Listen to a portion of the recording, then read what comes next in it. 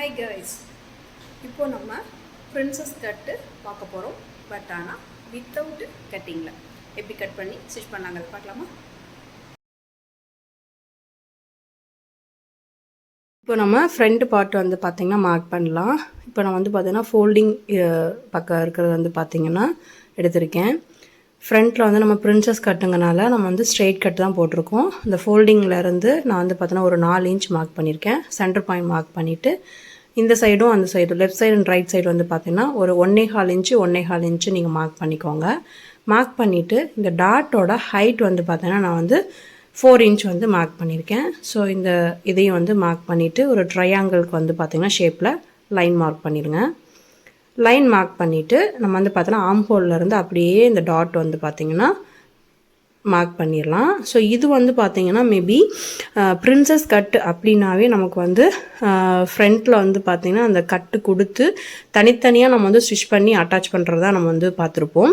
So இது வந்து பார்த்திங்கன்னா வித்தவுட்டு கட்டு, ஓகேங்களா? ஸோ நம்ம பிரின்சஸ் கட்டு தான் நம்ம கொடுக்க போகிறோம். ஆனால் வித்தவுட்டு கட்டிங்கில் நம்ம வந்து பார்த்திங்கன்னா கட் பண்ணி ஸ்டிச் பண்ணுவோம். ஸோ பாருங்கள், நான் 2 பக்கம் வந்து பார்த்தோன்னா மார்க் பண்ணிட்டேன். இதை வந்து பார்த்திங்க அப்படின்னா நம்ம வந்து நெக்கு கட் பண்ணிவிட்டு அது வந்து ஃப்ரண்ட்டு ஓப்பனு. ஸோ உங்களுக்கு வந்து பார்த்திங்கன்னா front open, left side and right side வந்து பார்த்தோன்னா மார்க் பண்ணிவிட்டு உங்களுக்கு சென்டரில் ஃபோல்டிங் வந்து கொடுத்துருக்கேன். ஃபோல்டிங்கில் அது வந்து சென்டர் நீங்கள் கட் பண்ணிவிட்டு நெக்கும் வந்து நீங்கள் கட் பண்ணிவிட்டு இந்த மாதிரி நம்ம வந்து பார்த்தோன்னா தனியாக நம்ம வந்து கொடுத்து அடிக்க போகிறோம். இப்போ நான் வந்து பார்த்தோன்னா மெயின் கிளாத்தோட வந்து வச்சு அட்டாச் பண்ணிட்டேன். அட்டாச் பண்ணிவிட்டு மெயின் கிளாத்தும் லைன் கிளாத்தும் வந்து பார்த்தோன்னா வச்சு நெக்கெல்லாம் அடித்து திருப்பினதுக்கு அப்புறமா ஃபஸ்ட்டு இந்த லைனில் வந்து ஒரு தையல் வந்து போட்டுடுங்க. அப்போ தான் நமக்கு வந்து பார்த்திங்கன்னா அந்த வளைச்சி கொடுக்கறதுக்கு பர்ஃபெக்டாக வரும்.